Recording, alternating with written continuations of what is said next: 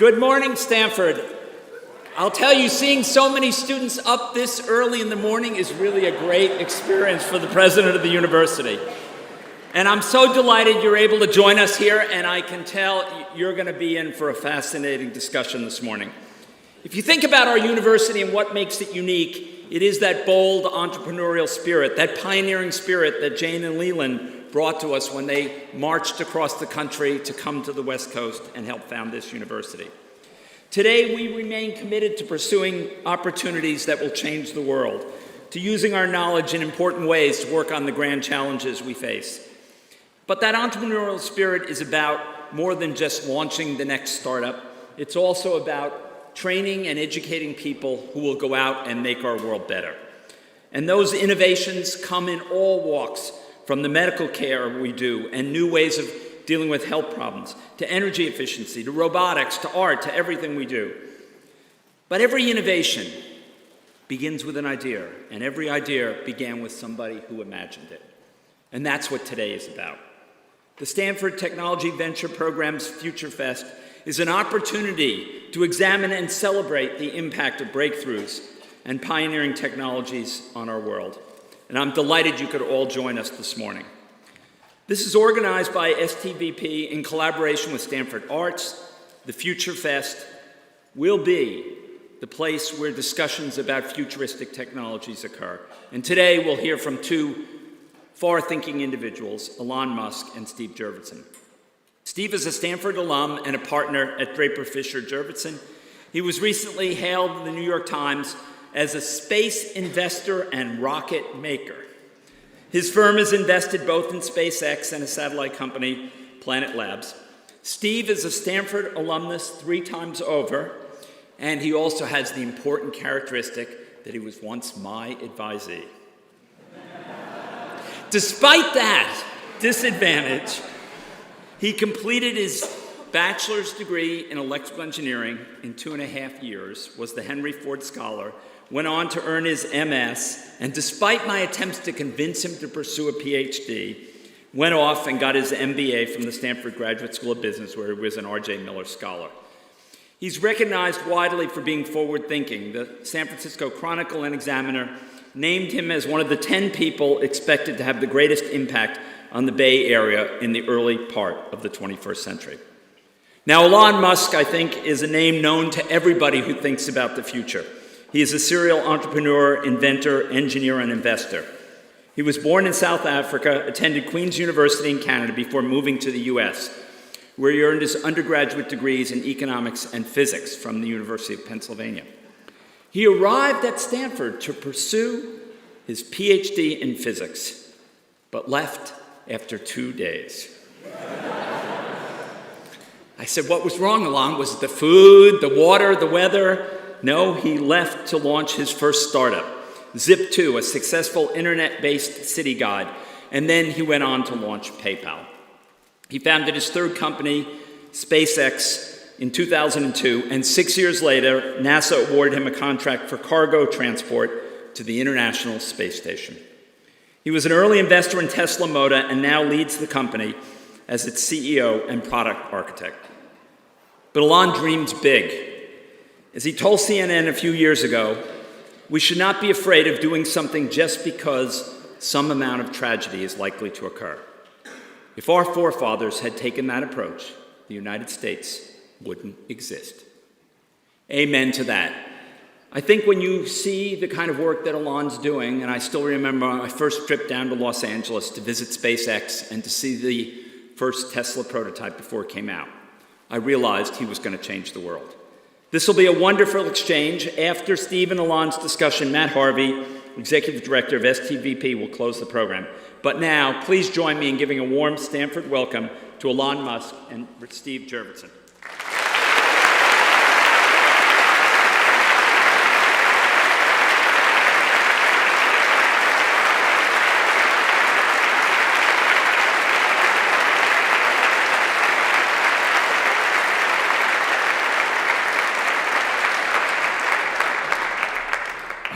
Thank you, President Hennessy, and this is a daunting venue. I feel like we should sing or something. Dance, perhaps? Wow.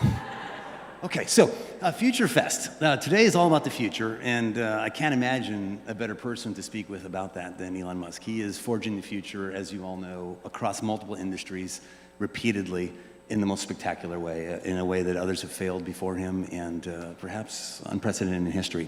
So I'm a big fanboy. FutureFest originally, I think, bounced around, and why this month, because this is a special month for FutureFest, is that for those of you old enough, and it looks like maybe 5 or 6 of you in the audience to have been around when Back to the Future, the movie, came out, they had this vision of the future in the second edition of that series where they fast-forwarded in a time warp to the future. And it was October 2015. And they had flying cars and hoverboards and biometrics and video calls and what looked like Google Glass a lot of the times and a lot of other stuff that was completely cockamamie. But some of those dreams were true, some were not. And as a framework for FutureFest, we can think to the past and our dreams that did or didn't come true. I think that's where we'll start, and then move to the future. We're sitting here today. What do we think the future may bode? So turn to Elon maybe as a starting point. As you think back to your high school days 30 years ago when we were both there and dreaming of that future, what about today is or isn't in accordance with what you thought back then? I mean, where have your dreams of the future, the bold visions, met or not met reality today? Well, I think the most remarkable thing that we do have today is the internet and access to all the world's information from anywhere. So that's having a supercomputer in your pocket is, I think, something people wouldn't have predicted, in Back to the Future. Yeah. So that's the biggest thing. And probably what they would be most surprised at is that we haven't progressed more in space. So the people would have expected, I think, to have a space hotel. In fact, Arthur C. Clarke, 2001 should have happened. Yeah, exactly. Thought 2010 was really crazy, in terms of space advancement. So it would be going to Jupiter and that kind of thing. So that's probably the most surprising thing. Particularly if you go back even further, if you say in '69 when people first landed on the moon, if you'd asked the public what would the situation be in 2015, I think they would imagine that we would have a base on the moon, a base on Mars, and be all over the solar system by now. Mm-hmm. That's probably the biggest. So what happened? I mean, is there any pattern you can sense for where our dreams and science fiction realities drift from reality and where they are reality? Is there some reason you think, because we have dreams today of where that we're going to have these Mars colonies in the near future, and unless something jumps to mind, let me. I have a bunch of questions, by the way, from the audience as well here. I want to move to something a little more current as we move forward in time. 20 years ago, when we first met, you were starting your first internet company of 2, the one before PayPal, Zip2. And I know that in your youth, you envisioned a variety of industries that needed to change. When you were pursuing your first one, did you imagine you would get to the next one and the next one? No, I mean, when I was in college, I just thought, well, what are the things that are most likely to affect the future of humanity, just in, at a macro level? And it just seemed like it would be the internet and sustainable energy, making life multiplanetary, and then genetics and AI. And I thought the first 3, if you worked on those, they were almost certainly going to be good, and then the last 2 are a little more dodgy. In terms of the net benefit? Yeah. It's for the double-edged sword, and you're not sure which edge is the worse. Interesting. So it seems like begging the question, are genetics and AI the ones that are ripe for students today to be thinking about as they look to the future? I mean, they are. Yeah. My cousin, I have a younger cousin who's just finishing up sort of a physics and computer science degree, actually at Berkeley.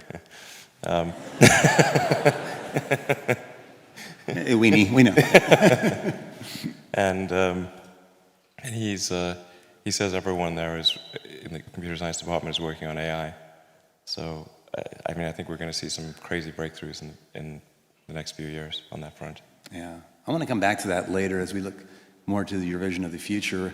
As you think back though to your younger self, where many of the people in the audience are themselves college students and either undergrad or grad programs and are thinking about the world they're entering. And I'm curious, this may be an odd question, but one that I find fascinating. As you think here today back to your younger self, is there any advice you wish you could have given your younger self with hindsight, given what you know now?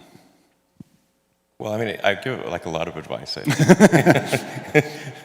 Yeah, dating, a whole bunch of things like that. Yeah, I got you. But it's just in terms of how to think about a life trajectory, perhaps, or how to pursue your passions. I mean, I'm reasonably happy with how things turned out. So it's like, Touche. yeah, not terrible. Yeah, that's a good point. So, I think like if there's anything. I'll let you.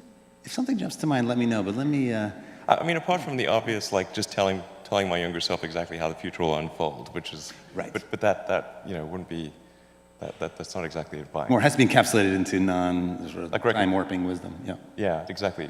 Like wisdom. I mean, there's a lot of things. I mean, it's sort of. I mean, certainly. Yeah. I mean.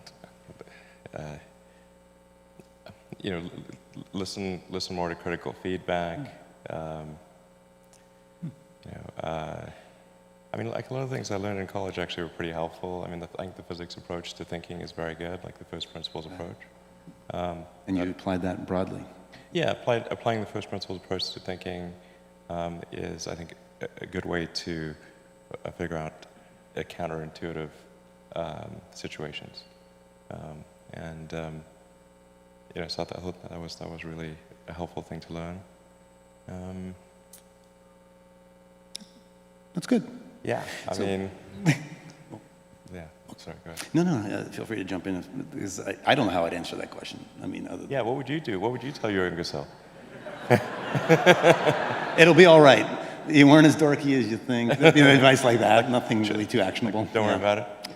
Well, just don't be so insecure about everything you're insecure about. Yeah, would probably be advice to myself. But let's move on. I'm not used to thinking about me. I may be roughly overgeneralizing here, but it seems to me that there's often a trigger problem that generates in your mind a great solution for when you come up with new companies. So, for example, when trying to negotiate with the Russians for launch capacity, the aha that we should just build a better rocket to solve this problem comes forth. Or when you deal with the commute on the 405 or whatever in LA, it's like, oh my God, what is wrong with mass transit and perhaps Hyperloop? And then, with a variety of ideas, there seems to be some trigger, something that's broken in the world and you have an idea of how to fix it. And I guess what I'm curious about is not how you've picked the areas of interest and the solutions, but how have you decided what not to fix? In other words, there's many things that need fixing in the world, and students here probably could think of a long list, many of which you could probably imagine solutions to using the physics first principle approach. But has there been any framework or idea you've used to filter out what you don't do, what you don't pursue? Yeah, I mean, well, if sort of follow the what I did initially was, well, you go back to like college times. I was working on energy storage technologies for electric vehicles, and that's what I was going to pursue at Stanford. Actually, was work on like advanced capacitors and batteries to improve the energy density for electric vehicles. And then the internet was kind of happening. It was clear like the internet was happening like back in like 94, 95. And I wasn't sure if what I worked on in the PhD would actually be useful. So I was really concerned that if I... Why? Timing, or what was your intuition?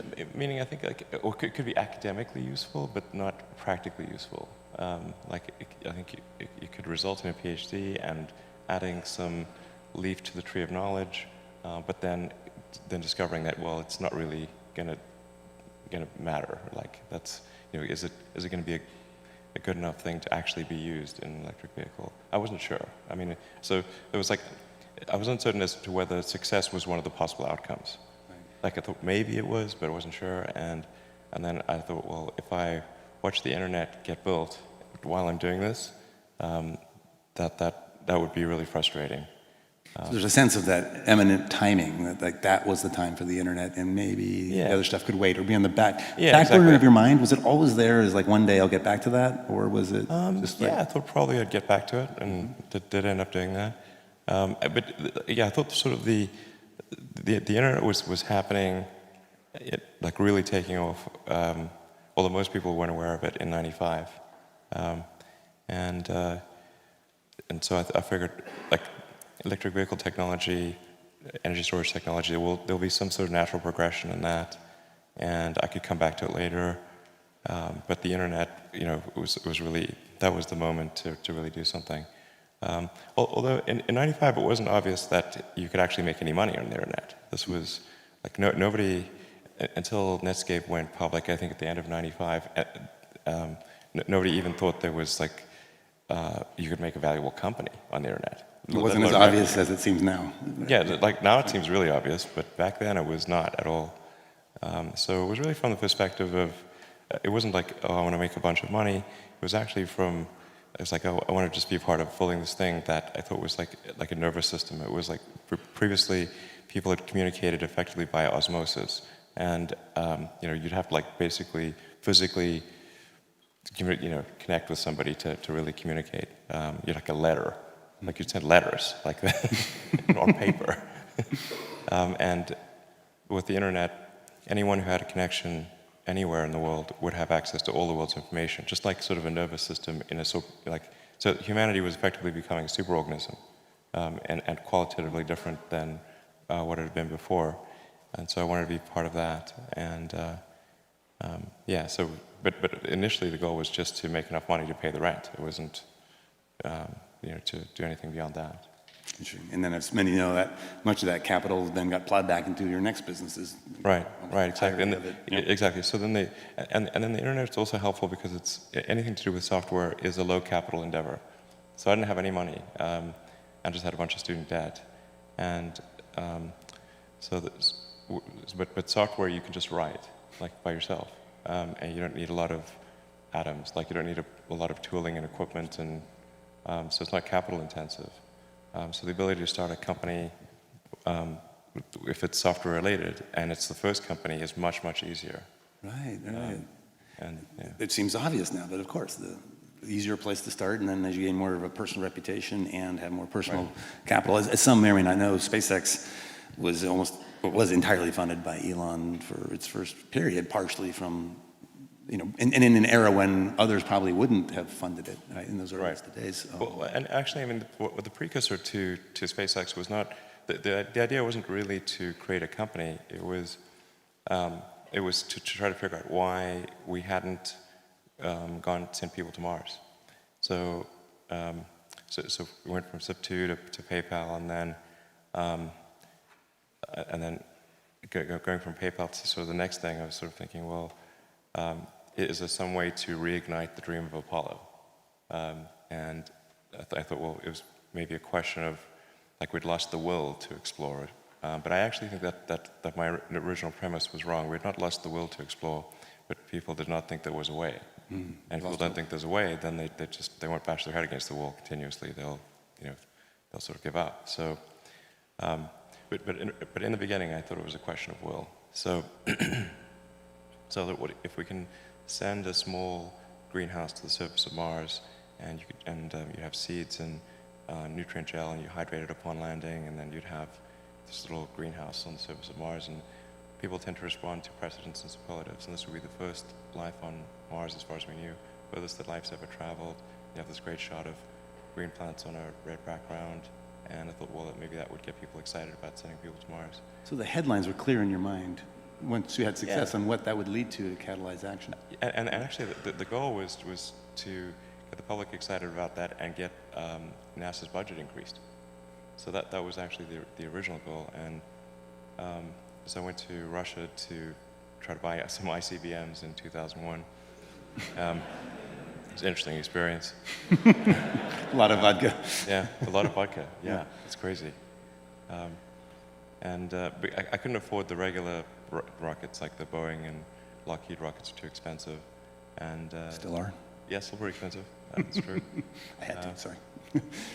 Wait, may I jump in here for a sec? Because the anecdote you brought up of wanting to change government policy and inspire the world to have a Mars program, if you will, whether it's Popular Uprising or space programs at the government level, I think it's a fascinating anecdote because, in a sense, what you were saying is I, as an individual, want to start an entity, business or otherwise, that will catalyze change, even beyond the company level or the industry level.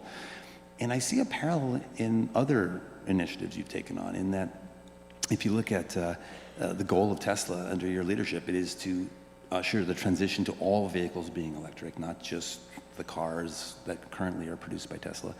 And with Powerwall and Solar City, arguably the description is one of ushering in a wholesale shift to renewable energy. Many of the solutions required wouldn't be provided by the companies you're starting. And so as I deal in entrepreneurship as a venture capitalist every day, we see this incredible scope of ambition here that is breathtaking.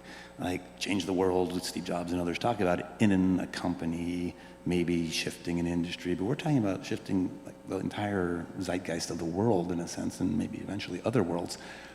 So my question is, do you start always in your mind with that as a, like where's the starting point? Is it, okay, I see this arc of a story, like the Mars example or renewable energy, and then do you pull back to where's the best product to get it unstuck? Like, why isn't this happening? And like, if I solve that problem, then it unlocks value. Like, how does that happen in your mind?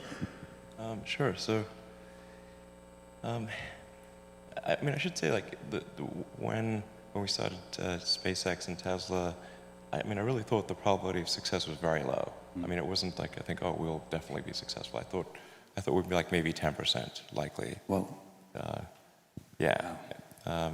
And we came very close to both companies not succeeding in 2008. You know, we'd had 3 failures of the SpaceX rocket, so we were 0 for 3. We had the crazy financial recession, like the Great Recession. The Tesla financing round had fallen apart because like it's pretty hard to raise money for a startup car company if GM and Chrysler are going bankrupt. Like people, it's partly for the upside. yeah, that was a tricky one. You know, unfortunately, at the end of 2008, the fourth launch, that was the last launch we had money for, worked for SpaceX, and then we closed the Tesla financing round, as you know, Christmas Eve, 2008, last hour of the last day that it was possible. Yeah, and thanks to you. For those who don't know, it's the most extraordinary act of entrepreneurial zeal and commitment I've ever seen, where Elon personally saved Tesla in those hours, like when no one else would write a check. He spoke for it all, and that flipped the mentality from fear to greed, and everyone joined the bandwagon, and everything changed from, you know, divoting into the ground to success. But you were willing to go like net negative personally of his entire net worth, and it's a remarkable story. Well, thanks for supporting, by the way. That was much appreciated. Yeah, we were happy to fall right behind in line, but it was all him. So I guess on this idea though of the big picture, I'm curious. In the way I heard you just now describe the greenhouse and the headlines is interesting. Do the marketing headlines flash through your mind as you introduce new products that are a step to a much grander vision? I'm curious because it seems like it has two purposes, like getting employees, customers, everyone really gung-ho about the vision, but it also makes it larger than life in so many ways. Well, if you're trying to convince the public to do something, you have to say, okay, how's this going to read? And what message are we going to try to convey? What will people respond to? What would I respond to if I was, you know, sort of an objective member of the public? And so that's really, you know, if you're trying to change people's minds or get people fired up about something, then you got to think, okay, what's that message? What's going to get them really excited? I think that's really good advice, by the way, for all the engineering students Yeah. in the audience here. I was one as well. I'm curious, there's an adjunct sometimes to these grand visions, like making humanity a multiplanetary species, or shifting us to renewable energy, or making all vehicles electric, that has a purpose-driven element to it. There's a higher calling than the quarterly bottom line. In fact, there was a Tesla quarterly report, I remember famously, where the literally opening line was, while profits are not a priority, comma, you know, nevertheless. In the short term. Nevertheless, exactly. Yeah. And it occurred, I was struck by it at first, and it did occur to me that it's not like some sort of misdirected fiduciary question. To me, it seems like, how could you lead an industry transition if your business model was worse than what's already there? Meaning, like, if you weren't more profitable in the long term and a better business, why would anyone shift, right? So it almost seems like with the right purpose, profits follow. Yeah, well, if you make if the if the output is more valuable than the inputs, which is really that's profit. Like the output's more valuable than the input. That says you have a useful company. But in a high growth scenario, you have a lot more inputs for future outputs, so that you have negative cash flow and lack of profitability, and which we currently have at Tesla. But in the long term, of course, that has to be fixed. There can't be negative cash flow in the long term, and that there needs to be a net positive output, which is sort of profits in the long term. But in the short term, when there's high growth, it isn't the most sensible thing. And then there's also related things like open sourcing patents and acts that, to me, relate to the purpose. Let's let the whole auto industry do this. And I'm curious, what do you see from your vantage point as the benefits of a purpose-driven company? Meaning, when you have this thing that every employee and customer knows is the purpose of the company, how do you see that flowing through to benefits for the company? Well, I think having a purpose certainly is going to attract the very best talent in the world, because if there's something that's intrinsically enjoyable and the financial rewards are good, but then also it's something that's going to genuinely change the world, then I think that's a pretty powerful motivator. But I don't think like everything needs to change the world, you know? I mean, honestly, like there's lots of like useful things that people do, and I mean, I think really it should be like a usefulness optimization. Like just say like, is what I'm doing as useful as it could be? You're talking about the goal of an organization or a goal career? in general, yeah. And you know, just even if something isn't changing the world, if it's making people's lives better, I think that's great. And you know, even if something's like making only people's lives only slightly better, but it's a large number of people, then kind of like the area under the curve is quite good. So is that mathematical first principles of point utility and number? Exactly. Look at the integral. Yeah. Okay. Like I mean, sort of like one could say like is like some app really making people's lives better? But if it's affecting a lot of people, even in a small way, then yeah, the sort of area is good. Interesting. So let's shift gears a little bit, since it is FutureFest. Looking to the future, right? We started 30 years in the past, but the future keeps accelerating. So let's maybe look 20 years in the future for an equivalent leap. Arguably 5 years in the future might be equivalent to the past 30, but let's say 20. So the year 2035, what does the future look like, as far as you can tell? What would you... 20 years. Yeah, 2035. Okay. Yeah, 20 years. It's always really tricky to predict the future. I mean, some of it's pretty obvious, like computing power is going to be just crazy. And the big change is the cost of computing power. Not so much the sort of circuit density, sort of the Moore's law thing. But if you look at, say, what is the actual dollars per per instruction, and that is, I mean that cost is dropping exponentially. I mean, if you think about it, like if you're making a computer, you're rearranging silicon and copper, so on a little chip, and once the capital cost of the development and the chip plant is paid for, the marginal cost of a chip is very, very tiny. So I think we'll see massively parallel computers and computing power and storage being, as much as you want. And it's interesting. I too start with that. Like if I don't know what else to predict, but as a foundational thing, this seems like the safest starting, premise. But then, what does that ripple through to in fields like genetics and AI, which you mentioned, autonomous driving, space-related topics? I mean, just ubiquitous computing everywhere. I think AI is going to be incredibly sophisticated in 20 years. When does it first wake up? It seems to be accelerating, and the tricky thing about predicting things when there's an exponential is that an exponential looks linear close up, but it's not linear. So and AI appears to be accelerating, from what I can see. And do you look at autonomous driving and point AIs like the Siri-like functionality as your guidepost?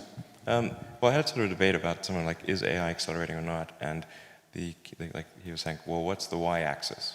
You know, if it's accelerating, you got t on the x-axis, but what's the y-axis? And I said, well, I thought about that, and I think you could have a recursive y-axis, so that if at any point in time your predictions for AI are coming sooner or later, that actually would help define whether it's accelerating or not. Whatever that axis was. So you might just look at the net change. It's sort of a recursive axis. Like, so if in any given year, if you find your predictions are going further out or coming closer in, that actually, you know, is one way to think of acceleration. Because otherwise, what's the qualitative or quantitative measure of AI?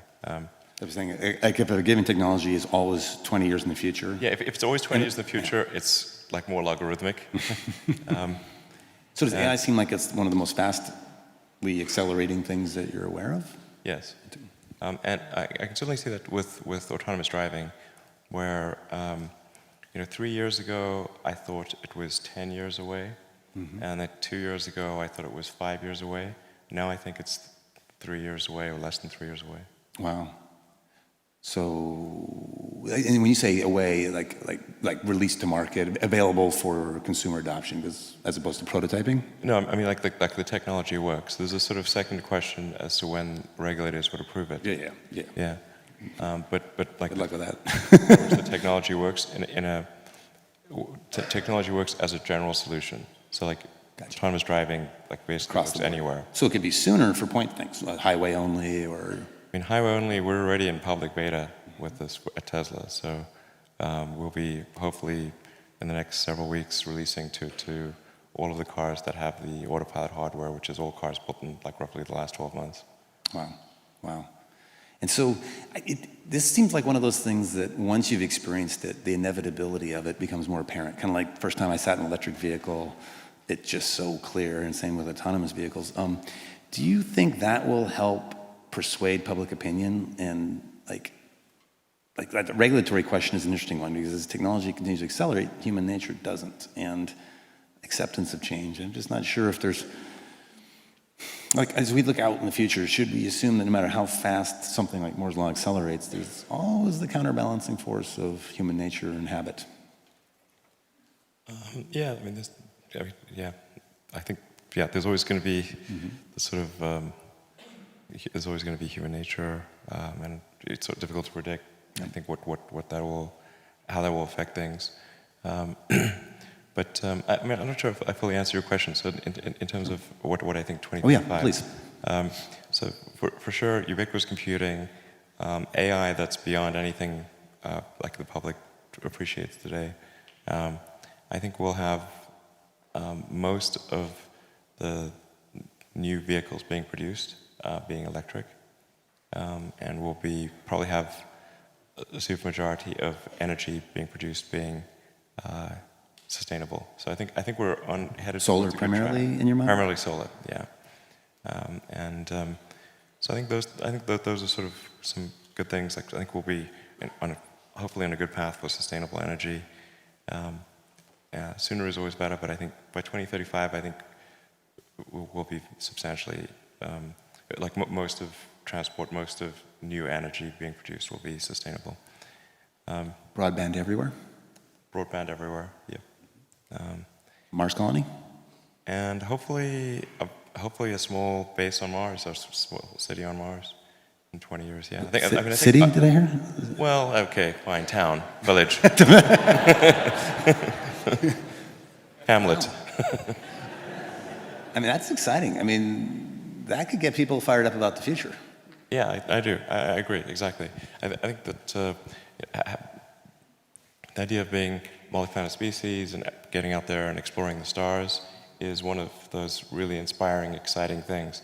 I mean, just as Apollo was incredibly inspiring to everyone around the world, and even those, I mean, only a very tiny number of people went there, but I mean, vicariously, we all went there. And I think that's true of if we have a Mars base as well. And it's very important that we have things that are exciting and inspiring in the future. Because otherwise, why get up in the morning? You know, if it's just about one sort of sad problem after another, it's like life's not worth living. Are there any other things that excite you a lot about the future beyond the multiplanetary species, perhaps AI, although it may scare you, as well as excite you, the autonomous vehicles? Are there any other planks that you think, looking forward 20 years, would be like, this is what I really get excited about? Well, I mean, so for sure, Mars and sustainable transport and like those items, I think are really, and sustainable energy, those are, I think, really cool things. I mean, in terms of getting excited about it, I mean, it's like, I think we'll probably start seeing like more like truly cyborg activity, like human brain like brain computer interfaces. Okay. Like there's alongside the AIs that are purely synthetic? Yeah, I think so. It's the only way we can relate, I think, you know, and have a conversation. Yeah. I mean, there are amazing things happening these days. Like they've been able to figure out how to do an artificial hippocampus in rats and monkeys, and now they're looking at doing that to solve severe epilepsy. About half of severe epilepsy cases originate in the hippocampus, and by having sort of an artificially augmented hippocampus, they can actually solve, I believe, the severe epilepsy cases. Wow, that's amazing. So it's like, I'm like, wow. And you can read and write information back to the chip from your brain at the individual neuron level, like today. Pretty exciting. Yeah, the whole field of biology and things inspired by biology and the information systems biology fascinate me personally as a computer science oriented person. Before I go to the student questions, which I'm about to do, there was one last story I wanted to share that we experienced together and ask your thoughts about it. We were in Hawthorne, Texas, when the Grasshopper vehicle happened. I mean, a spectacular explosion right in front of us, and right, exactly. I mean, like I brought the SpaceX board out to take a look at one of the vertical takeoff and landing tests, and of course, that's the one that blows up. And we're all in a tent, you know, like, with a glass of water. wow. I'm like, whoa. Whoa. I mean, you feel the repercussions, and then walking through the steaming. Yeah, call that a RUD. It's a rapid unscheduled disassembly. That's right, a RUD. Yes, rapid unscheduled assembly. Anyone in rocketry, like a hobbyist or professionally, knows what that one is. Every component part is just strewn across. And as we walked, one of the other board members asked, and maybe in a cheering up kind of method, with some quoting Bill Gates or somebody that said, you know, if you haven't failed, then you're not learning, or it's a paraphrase of the quote. And I remember your reply, and I have it written as a quote because I want to put it on a placard. Given the options, I prefer to learn from success, which I think is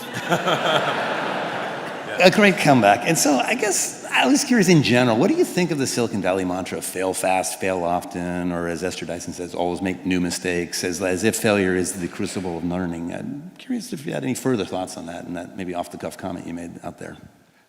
Well, I mean, there are many that sort of, I mean, I think there's like some entropic basis for this. Like there are many more ways to fail than to succeed.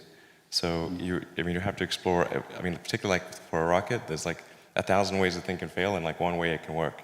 So you could have a lot of rocket failures to explore all the ways in which it could fail. But I do think that one great thing about Silicon Valley is that failure is not a big stigma. So it's like if you try hard and it doesn't work out, that's okay. Like you can learn from that and do another company, and it's not a big deal. And I think that's really one of the great things about Silicon Valley. Interesting.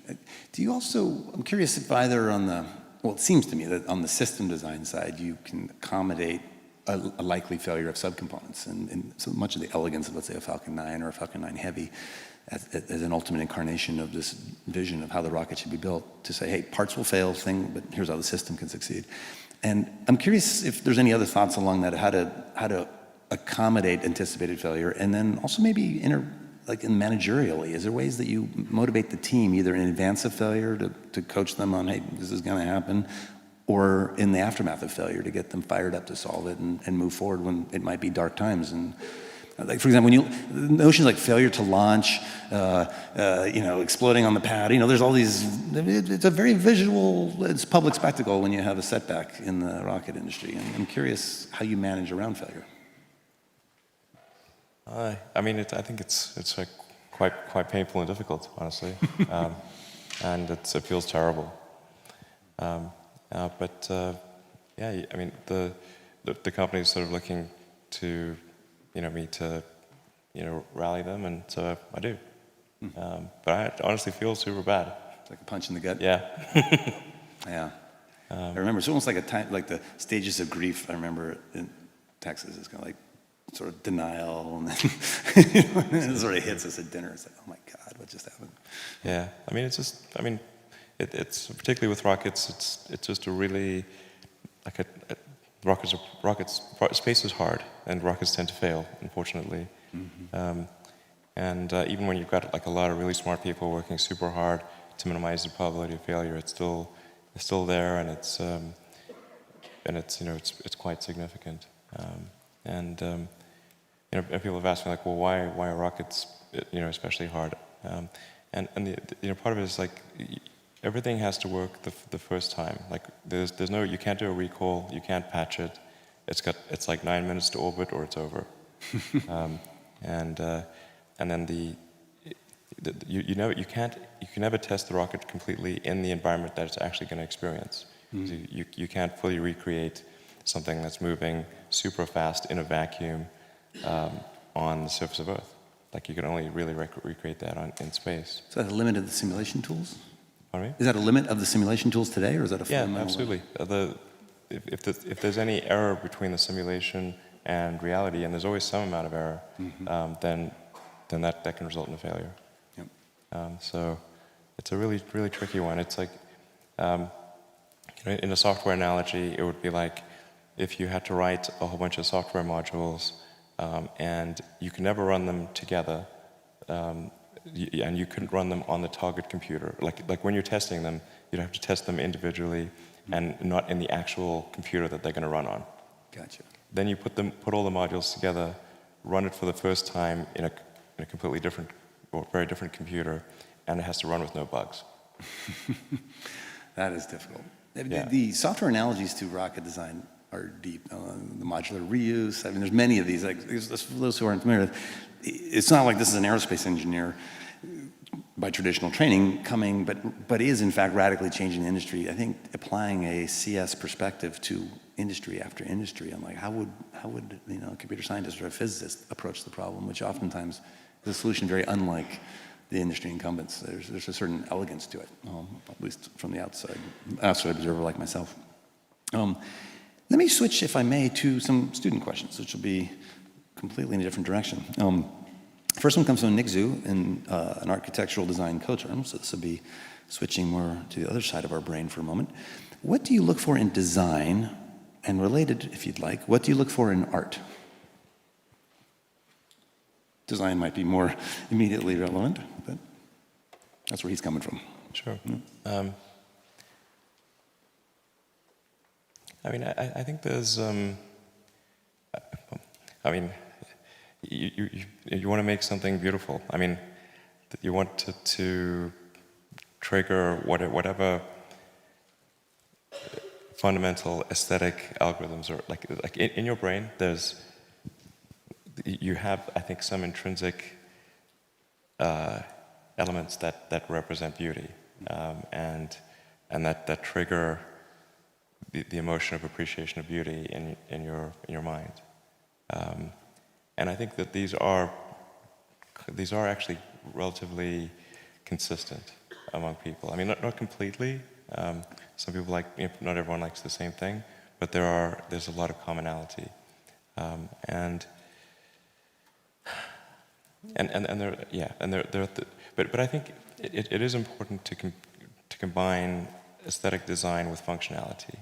Like the thing that's, like if you say like what was really hard about, say, the Model S or the Model X, was to combine aesthetics and utility. So to balance the two.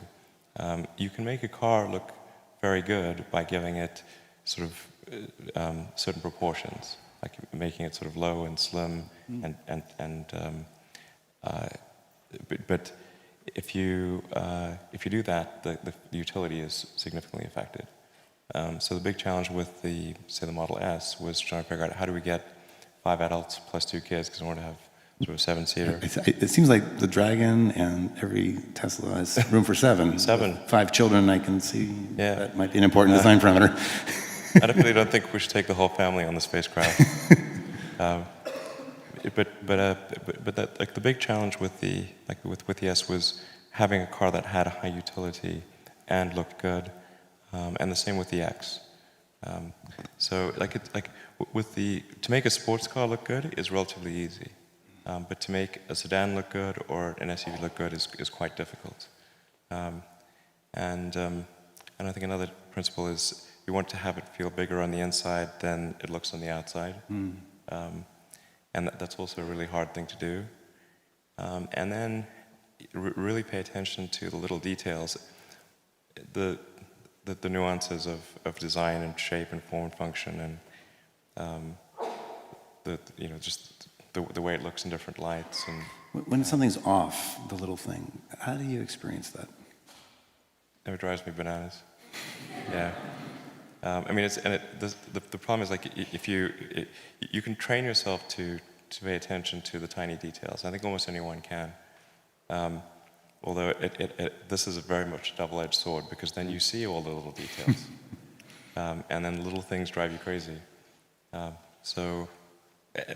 like most people they don't consciously see the small details, but they do subconsciously see them. Like you sort of, your mind takes in a gestalt of the overall, an overall impression, and you know if something is appealing or not, even though you may not be able to point out exactly why. And it's a summation of these many small details. So most of us experience it as oh, I think that's ugly, or I think that's beautiful, or like, wow, that's elegant, but you can't break it down. You mentioned something in passing, like you can train yourself in this, though? Yeah, you can train yourself, I think. You can make yourself pay attention to why. You're essentially bring the subconscious awareness into conscious awareness. God, I wish I could do that. How do you do that? just pay really close attention. Almost like a meditation on the object, and trying to find the details. Like, why do I not like this? Is that what? Yeah, just look closely and carefully. And for any given object, it's geometry. It's. I heard someone whisper Steve Jobs, and that thought occurred to me as well. I worked briefly with him, and I could only experience it as a visceral agitation with imperfection, and like, that's just wrong. Like, that has to be fixed.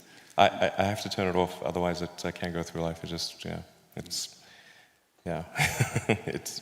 the world around you, or even in If you, because there's always something wrong somewhere all the time, and so you really have to turn it off, otherwise, you just get the mental list of things that are wrong. Just drives you crazy. I just wish there was a way you could just like record it for everyone else to go fix. It's like this running tally, right? Oh my God. So let me go to one other question. I found that one interesting. I had no idea where that was going to go, so I really appreciate that question, Nick. Thank you. Let's see, which one of these do I want? There's some combination of questions. Let me mention both, and you can pick which one you like more, because they both relate to colonizing Mars. One comes from Henning Rodel, a PhD candidate in civil and environmental engineering, which just asks, Elon, given your plan to bring 1 million colonists to Mars, what are the pressing future technologies that need to be developed in order to support a robust and thriving surface colony? So it's technology for, I guess, survival. And then maybe related from the Stanford Space Initiative students, how do you envision humans governing a separate planet? I'm not sure if you had to think about that yet. I thought a little bit about those things. I mean, obviously, the first challenge is just getting there at all, and like that's, so SpaceX is working super hard on figuring out just how to get large numbers of people and cargo to Mars. And I think we've got something that I think works at a sort of fundamental physics and economics level. So it's like a question of figuring out the detailed design, which we're working on. We're only spending like half an hour a week on it because we've like pressing near-term priorities. But I'm kind of excited about how it's coming together. getting that transport thing solved, I think will then open up a tremendous number of opportunities for people on Mars. You know, just like, you know, having the Union Pacific Railroad to California, and the, you know, and look at what you know resulted The whole after that. ecosystem of other companies figured out It's like what once are you going can to do get there, then you get then the opportunities for entrepreneurs are tremendous.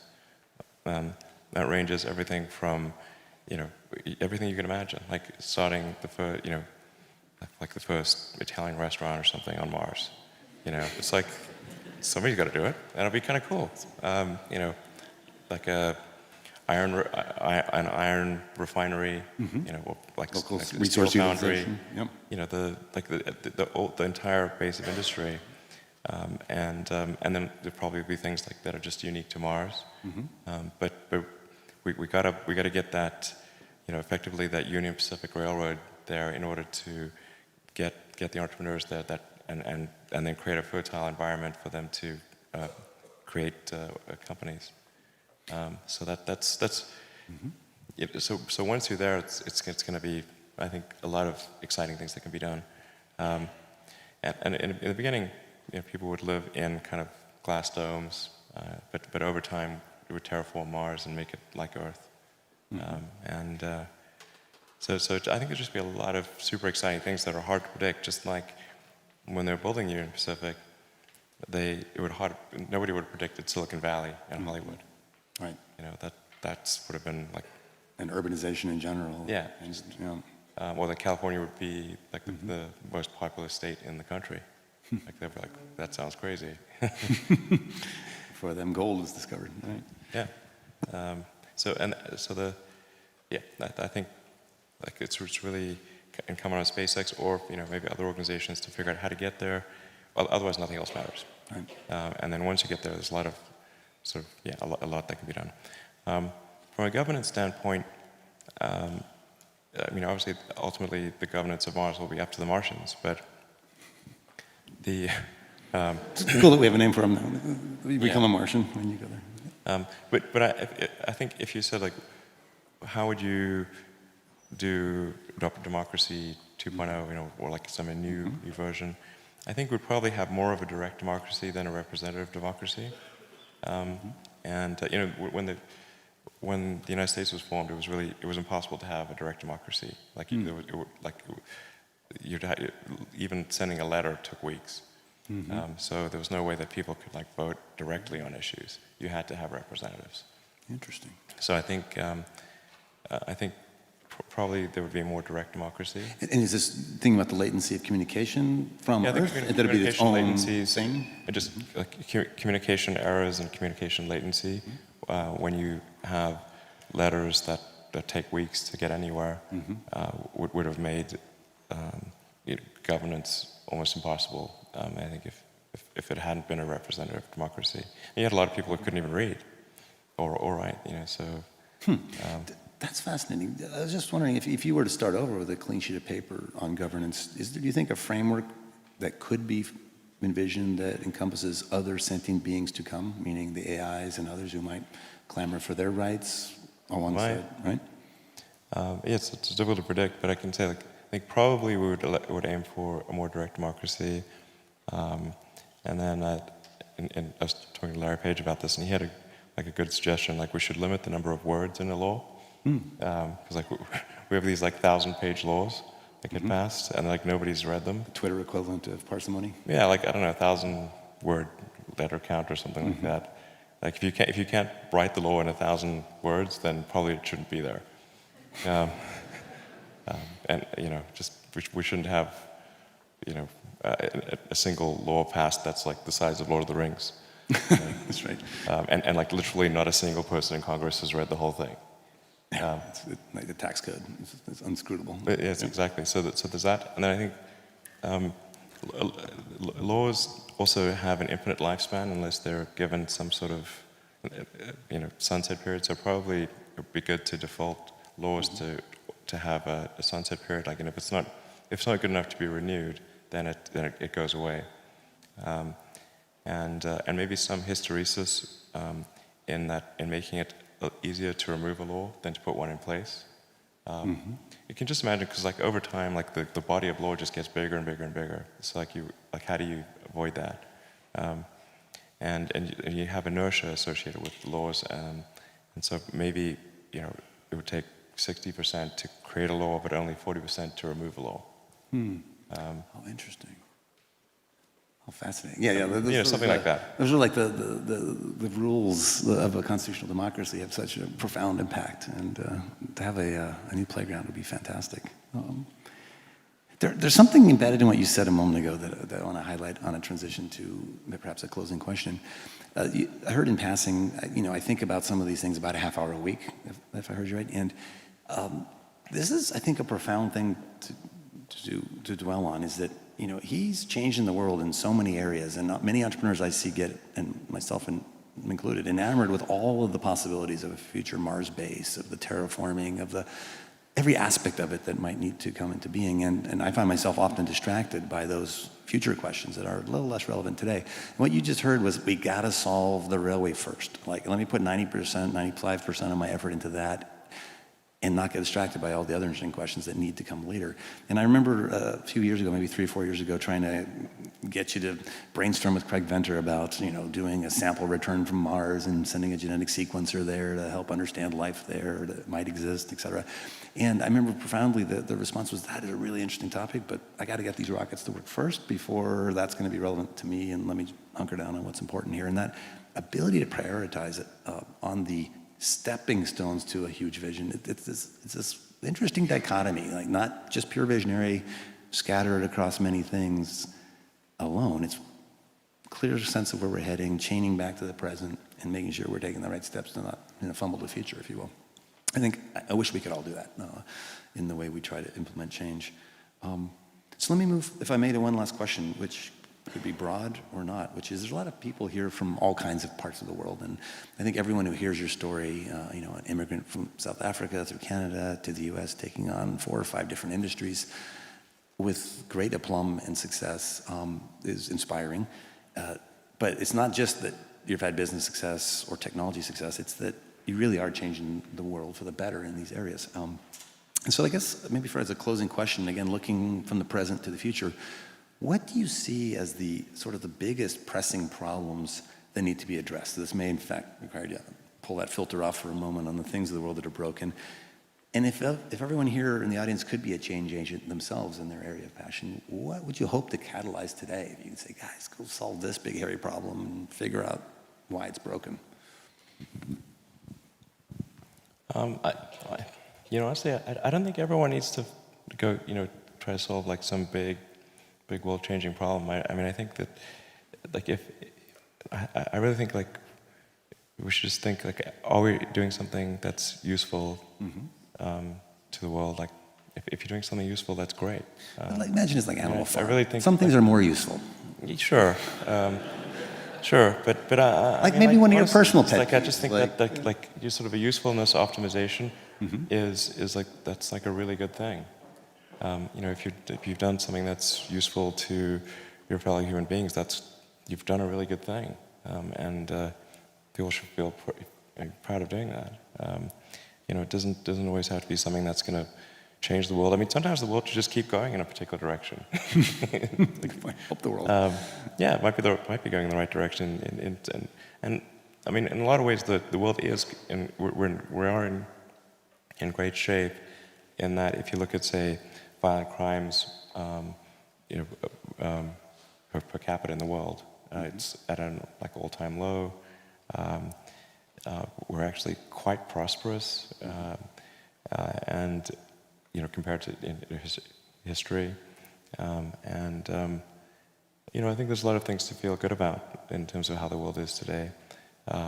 Access to information is incredible. I mean, anyone with like a $100 device has access to basically all the world's information, which is an incredible thing. So I honestly, I just think like the best thing for people to try to do is say like, hey, what is something that I can do that would really be useful to the world, and just do that, and it's great. Well, fantastic. Thank you so much for being with us today on FutureFest and Forging the Future.